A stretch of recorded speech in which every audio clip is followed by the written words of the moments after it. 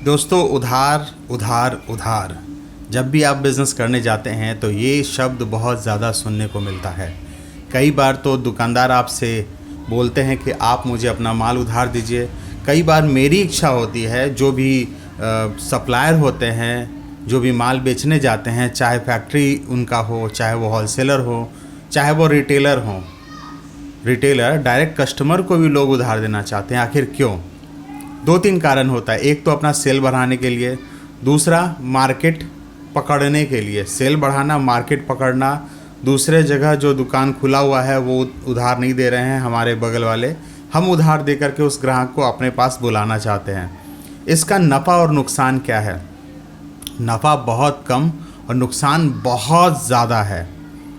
कैसे? नुकसान बहुत ज़्यादा ऐसे है कि जो भी ग्राहक आपसे उधार लेते हैं वो लगातार आपसे उधार लेते रहने की आदत बनाए रखते हैं।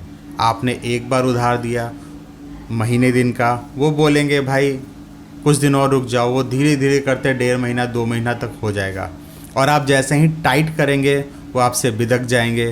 कई बार तो कई ग्राहक वो पैसा लेकर के ही चंपत हो जाएंगे, या फिर बोलेंगे कि पैसा नहीं देंगे, मेरे पास नहीं है, आप क्या कर लीजिएगा, आपको जो करना है वो कीजिए।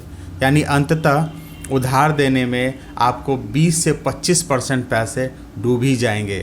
तब अगर आपका प्रॉफिट उस तरह का है कि आपने उनसे कई बार बेच करके प्रॉफिट उतना कमा लिया, तो फिर आप भूल जाओ कि जाने दो भाई, हो गया।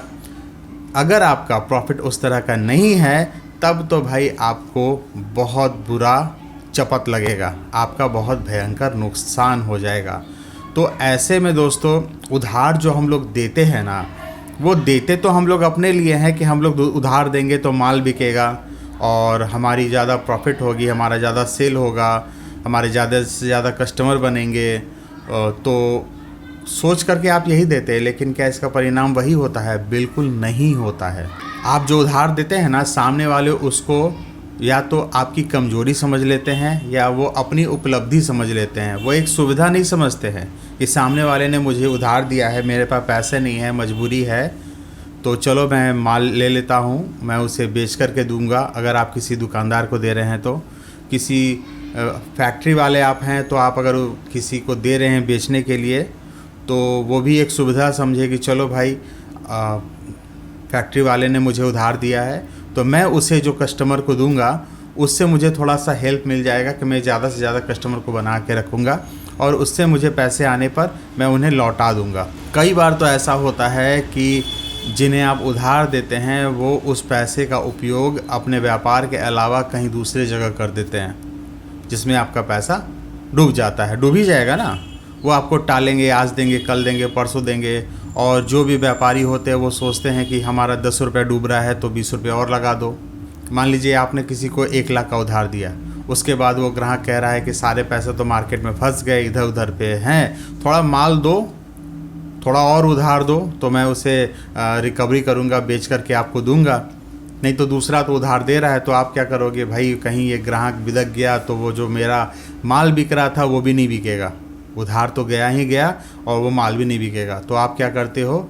फिर 1 लाख का और उधार दे देते हो, और फिर वो आपको समझता है कि भाई इसके पास तो बहुत सारे पैसे हैं, ये तो मुझे ज़बरदस्त सुविधा दे रहा है, यानी ये गरजू है, तो चलो इसका वो पैसा और दिनों तक रखते हैं, यूज़ करते हैं, क्योंकि इसके पास बहुत सारे पैसे हैं और ये जाएगा नहीं कहीं, और अंत में जाएगा तो मैंने इसका तो पैसा इतना रोक के रखा है। तो ऐसे में आपको करना क्या चाहिए?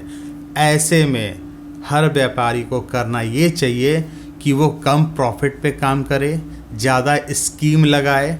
वो 10 ग्राहक को खोजने के बजाय 50 ग्राहक को खोजे। 10 ग्राहक के पास जाके डील करता है, उसके बजाय वो 50 ग्राहक को डील करे, उसको बताए कि हम थोड़ा एक्स्ट्रा डिस्काउंट दे रहे हैं, एक्स्ट्रा स्कीम है, एक्स्ट्रा हमारे पास क्वालिटी है, एक्स्ट्रा सर्विस देंगे आपको। आपके पास अगर माल घट जाएगा तो हम आपको 1000, 2000, 5000 का ही माल पहुंचा देंगे।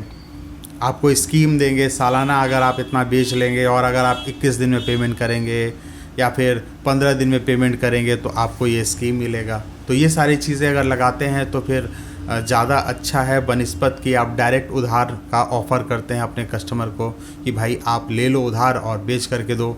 ये बहुत डेंजर काम है। अगर आप अपने पिछवाड़े में कुछ ऐसा उगा रहे हैं या फिर आपके पीछे तेल का कुआं है या फिर जो भी आप प्रोडक्ट बना रहे हैं वो ज़मीन से खोद करके निकल रहा है, तब आप उसमें हम पर उधार दीजिए। या फिर आपका कोई प्रोडक्ट ऐसा है जो 20 रुपये का है और उसे आप बेच रहे हैं 60 रुपये, 70 रुपये, 100 रुपये में, तो फिर आप उसमें उधार दीजिए। क्योंकि अगर 50% भी पैसा वापस आ गया तो फिर आपका तो मुनाफा ही मुनाफा है। या फिर मोनोपोली वाला कोई बिज़नेस है कि आप ही उसे दे सकते हैं, तो आप उसमें उधार दीजिए, दूसरा नहीं देगा, आपके बिना उसका काम नहीं चलेगा।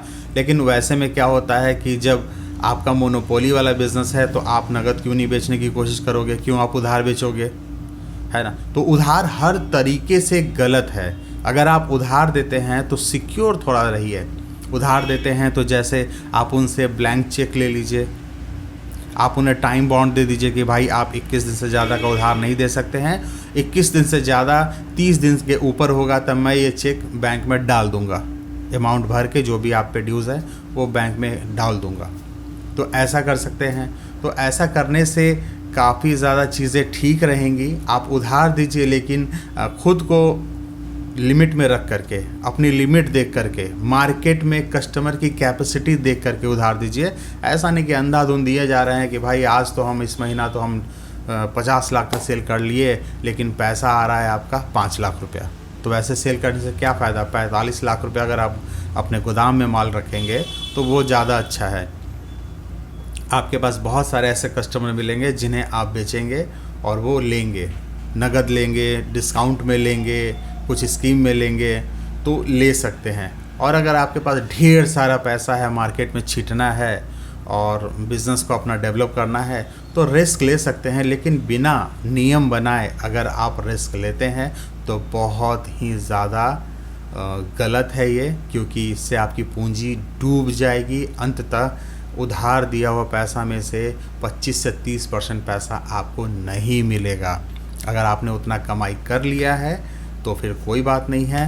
अगर आपने कमाई उतना नहीं किया है तो उधार देना बंद करिए, उसके बदले स्कीम दीजिए, टारगेट दीजिए, डिस्काउंट दीजिए, क्वालिटी इम्प्रूव कीजिए, अपने प्रोडक्ट का सर्विस दीजिए। उधार मत दीजिए। उधार दिया, पैसा भी गया, कस्टमर भी गया और व्यापार भी गया और आपका हेल्थ भी गया, तो सब कुछ जाता है। तो ध्यान रखिएगा। वीडियो पसंद आया तो लाइक कीजिएगा, चैनल को सब्सक्राइब कीजिएगा। मिलता है अगले वीडियो में, तब तक के लिए जय बिजनेस, जय भारत, नमस्कार।